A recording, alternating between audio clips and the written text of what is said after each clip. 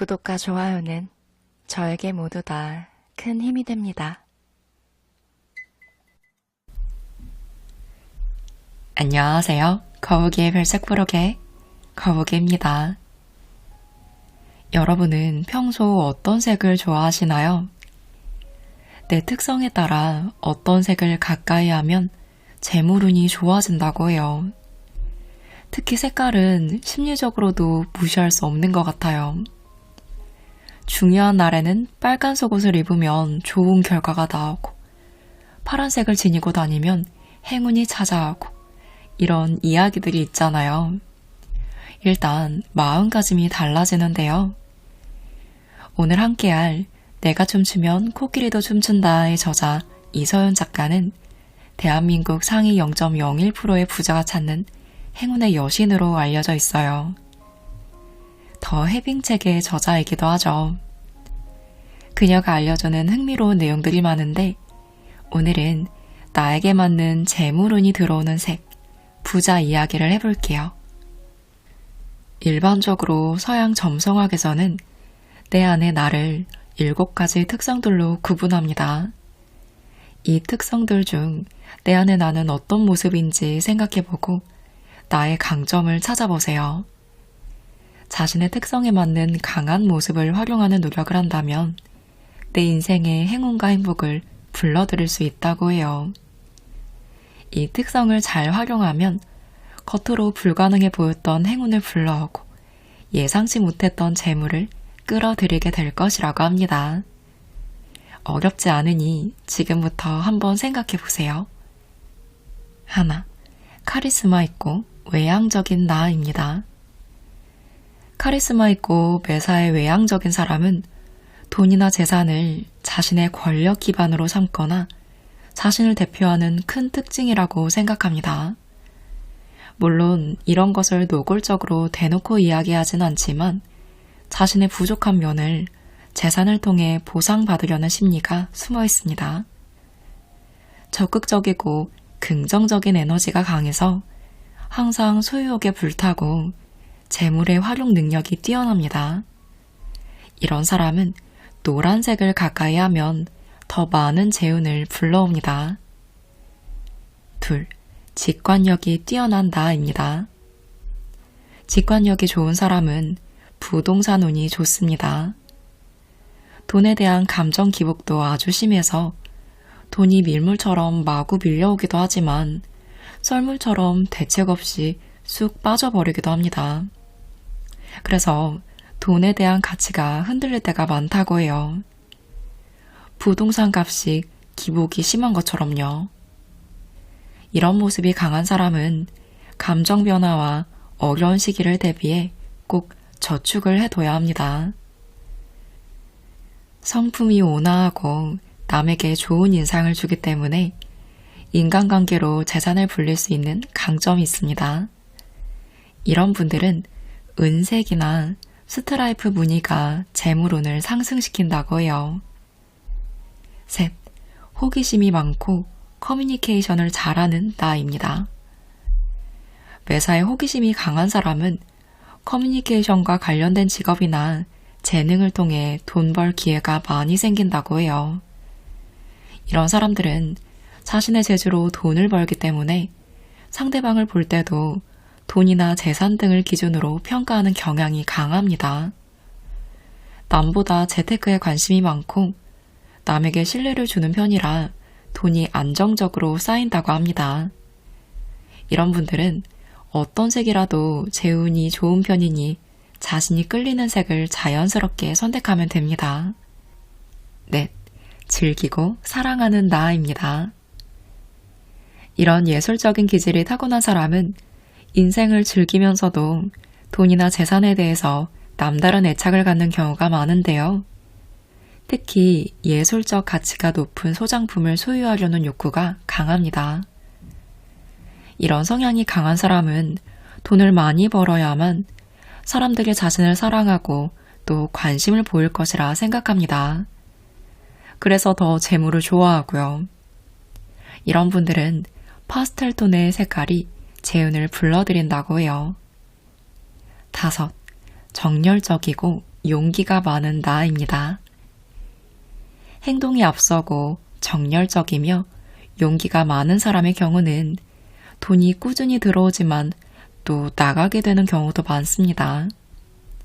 돈에 여유가 있는 동안은 별다른 신경을 쓰지 않고 돈 자체를 그리 중요하게 생각하지 않는 편이라고 해요. 행동을 앞세우기 때문에 돈의 흐름에 좀 둔한 편이기도 합니다. 이런 분들은 돈을 아껴서 저축하는 것을 싫어하기 때문에 충동 구매에 가까운 소비 성향을 가지고 있습니다. 그러니 평소에 좀 저축을 해두는 편이 좋겠죠. 이런 성향을 가진 분들은 빨간색이 재물과 행운을 부릅니다. 6. 비전을 가진 나입니다. 매사에 낙천적인 사람들은 전체적으로 재산 현황에 느긋하고 낙관적인 전망을 합니다. 이런 유형의 사람들은 인생 자체에 자신감이 넘치는 경우가 많은데요.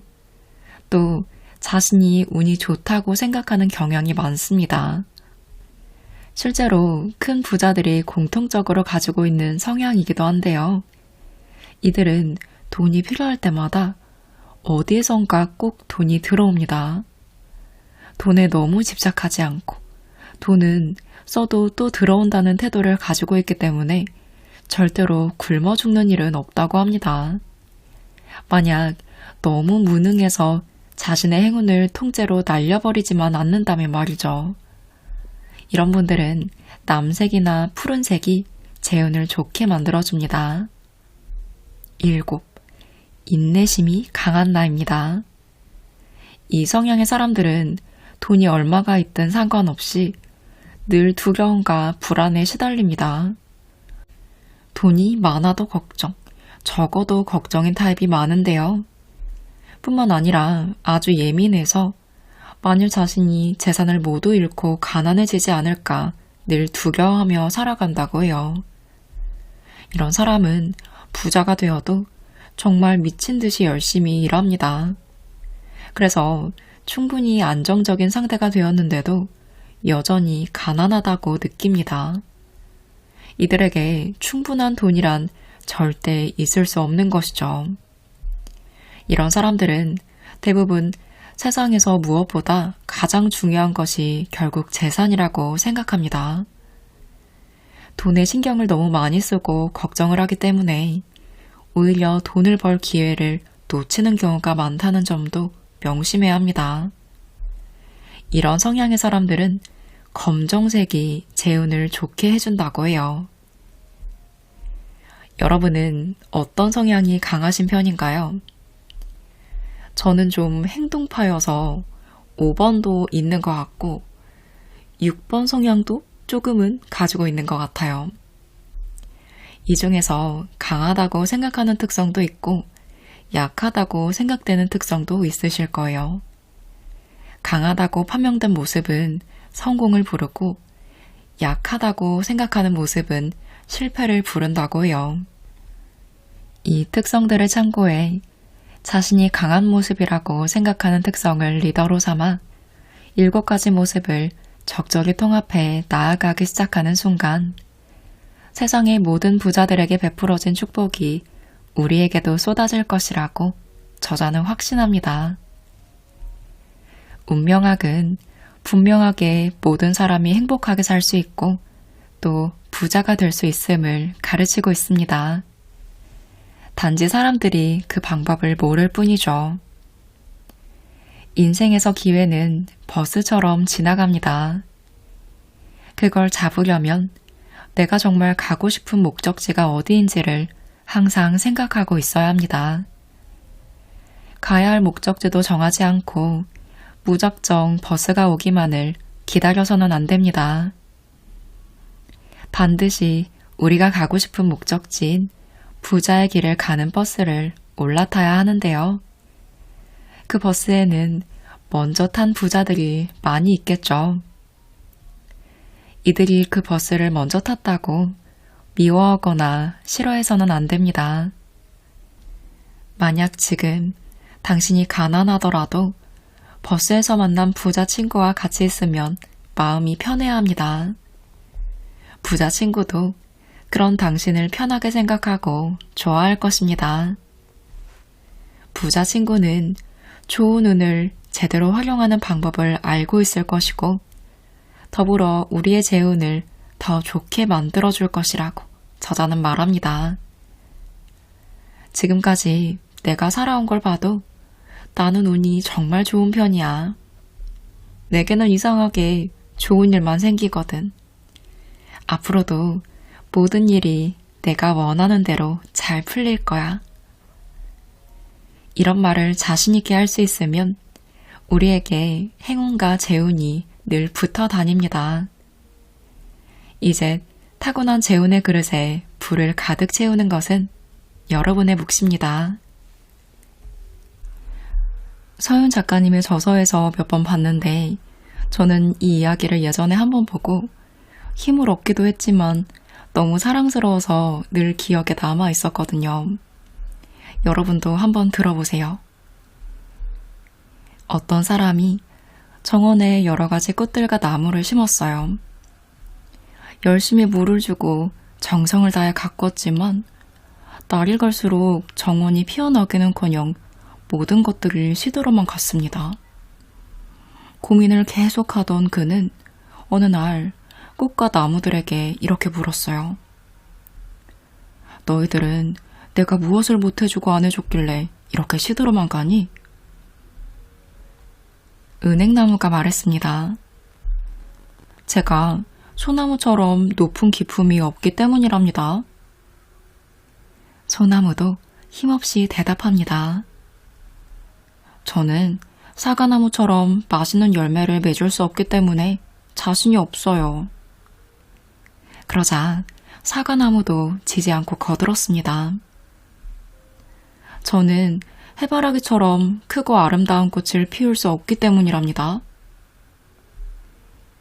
그런데 이때 축 늘어지고 처진 화초들 사이에서 싱그럽게 꽃을 피우고 있는 작은 들꽃 하나가 있었습니다. 아주 수줍은 듯 피어있는 그 들꽃에 눈길이 머문 주인은 마지막으로 그에게 물었어요. 모두 시들어만 가는데 너는 아주 아름다운 꽃을 피웠구나. 비결이 뭐지? 그러자 들꽃이 조용히 대답합니다.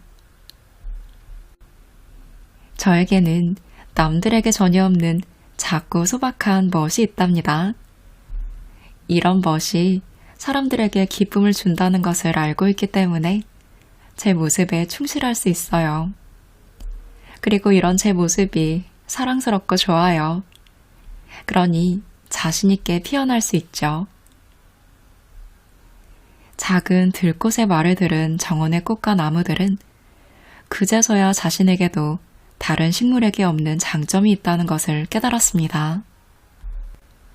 누구나 자신에게 꽃을 피우고 열매를 맺으면 충분히 행복하고 아름답다는 사실을 알게 된 것입니다. 꽃들의 이야기를 빌어왔지만 우리의 삶도 마찬가지 아닐까요? 누구나 가슴 뛰는 꿈을 가지고 살아갑니다. 부자가 되고 싶고 성공하고 싶고 행복한 삶을 살고 싶습니다. 하지만 정작 현실은 그렇지 못합니다. 왜일까요? 남의 거울에 비친 자신의 허상을 보기 때문입니다. 사람은 누구나 전 우주와도 바꿀 수 없는 유일무이한 존재입니다. 남들과 비교하고 비교당하는 동안 자신의 인생이 얼마나 소중하고 보석인지를 모른 채 살아갑니다. 우리도 작은 들꽃처럼 자신을 바로 보아야 합니다. 그래야 스스로 행복할 수 있겠죠. 자신을 항상 긍정적으로 바라보세요. 그래야 자기 안에 좋은 운을 많이 활용할 수 있기 때문입니다. 나는 왜 이렇게 안 되는 게 많을까?를 나는 잘 되는 것도 많네?로 세상에는 나보다 잘난 사람들이 너무 많아?를 나도 최고가 될 가능성이 당연히 있어 하고 말이죠. 내 안에 잠든 행운과 재운을 모두 깨우려면 무엇보다 나를 최고로 사랑해야 한다고 해요. 진정으로 나를 사랑하는 사람은 자신을 사랑해주는 사람을 만나게 되어 있습니다. 내가 나를 사랑하지 않는데 누가 나에게 사랑을 베풀 수 있을까요? 내가 나를 믿지 않는다면 누가 나를 믿어줄까요? 때문에 남을 짝사랑하기보다는 자신을 짝사랑해야 합니다. 자신에 대한 순수한 짝사랑이 이루어질 때 행운이 폭발한다고 해요. 스스로 사랑하고 스스로 용기를 불어넣을 때 좋은 운은 즐겁고 기쁜 마음으로 달려옵니다. 힘을 북돋아주고 스스로 잘 달래는 일은 좋은 운을 부를 때 아주 중요한 요소가 된다고 해요. 물론 때때로 나 자신이 마음에 들지 않을 때도 있지만 그런 자신까지도 사랑해야 합니다.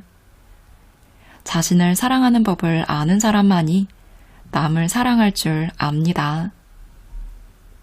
긍정적으로 바뀌고 있는 내 모습을 보며 기뻐하세요.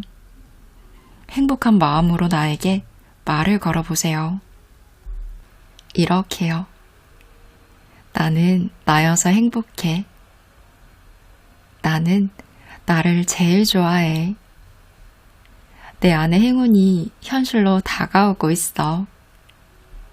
아, 나는 아무래도 내 모습이 제일 좋아. 제일 행복해. 나는 가장 편안한 나, 가장 기뻐하는 나, 열망으로 가득 찬 나를 만났습니다. 우리의 이런 모습은 행운을 가져다 줍니다. 불현듯 이런 느낌을 받는 순간이 있다면, 그렇게 편안한 내가 제일 사랑스럽고 좋다면 행운과 재운을 불러오는 나를 드디어 찾은 것입니다. 마지막으로 웃으세요. 얼굴이 찢어질 정도로 웃는다라는 뜻을 사자성어로 파한대소라고 하죠. 파한대소하며 웃으세요. 사람을 칸막이 속에 가둬둔 채 바짝 약을 올리면 황수를 즉사시킬 만큼의 독극물이 검출된다는 이야기가 있습니다. 그러나 즐겁게 웃는 사람의 세포에서는 암세포를 죽이는 호르몬이 만들어진다고 해요. 이처럼 사람의 마음은 우리 내부에 독을 만들기도 하고 독을 없애는 해독제의 역할을 하기도 합니다. 불안, 미움, 공포, 스트레스 등은 독을 만들지만 행복, 웃음, 긍정, 즐거움 등의 감정은 우리의 몸과 마음에 좋은 영향을 미칩니다. 특히 사람의 웃음에는 행운과 재운을 끌어들이는 마법과 같은 힘이 있다고 해요. 또한 우리의 생체 에너지를 건강하게 만들어주기도 합니다. 우리는 행운과 재운을 불러들이기 위해서라도 언제나 활짝 웃는 얼굴이어야 합니다. 행운은 항상 웃는 얼굴로 우리에게 다가오기 때문이죠. 얼굴이 찢어질 정도로 행복하게 웃는 모습을 상상하는 것만으로도 우리는 저절로 미소가 지어지고 행복해집니다. TV를 보면 연예인들은 언제나 웃는 얼굴을 하고 있습니다. 화가 잔뜩 난 상태이거나 싸우던 중이라도 카메라를 들면 언제 그랬냐는 듯이 활짝 웃는 얼굴로 돌아설 줄 아는 사람들입니다. 이들의 환한 뒷모습을 보려고 애써 노력하지 마세요. 이들의 불행을 보고 그것 봐, 세상은 불공평하지 않다니까 하며 통쾌해하지 마세요. 우리도 불행하거나 화가 났을 때 바보처럼 활짝 웃을 줄 알아야 재운이 따릅니다. 힘들고 슬픈 일이 닥치더라도 웃는 시간만은 따로 떼어두어야 합니다. 그래야 불운이 빨리 도망가 버린다고 해요.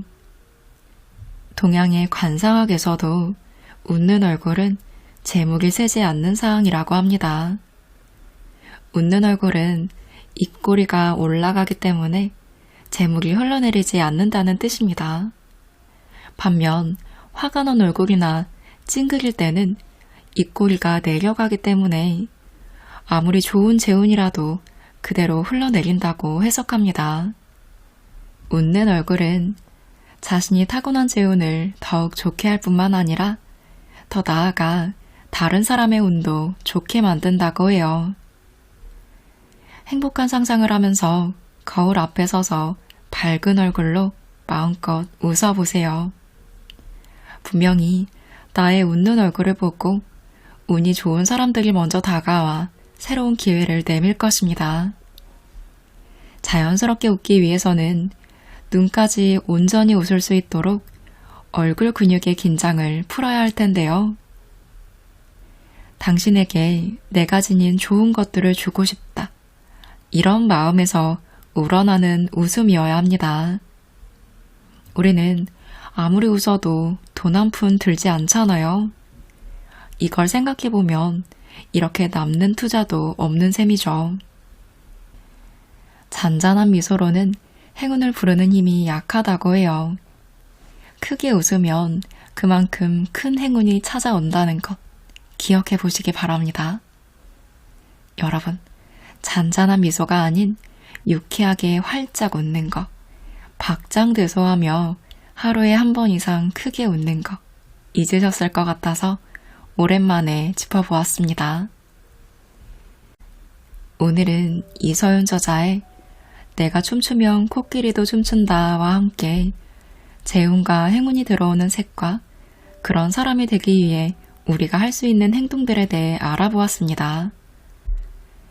이 작가님은 전달하려는 메시지의 문장들을 참 예쁘게 풀어서 설명해 주세요. 운과 관련된 책 중에서도 유쾌하고 시원스럽게 이야기를 풀어내 힘을 주는 글이 있는 반면 부드럽게 전달이 되며 마음을 편안하게 하고 그 메시지가 자연스럽게 스며들어 나아가는 힘이 되는 책이 있는데 이분의 저서들은 후자에 많이 속하는 것 같아요. 돈, 부자에 대한 마음가짐과 행동, 이에 따른 이야기와 실제 사례, 교훈이 적절하게 담겨 있어서 저는 여러모로 재미있게 읽었던 책이에요. 부자 마인드를 갖고 싶고 재운과 행운이 따르는 사람이 되고 싶은 분들이 참고해보시면 좋을 것 같습니다.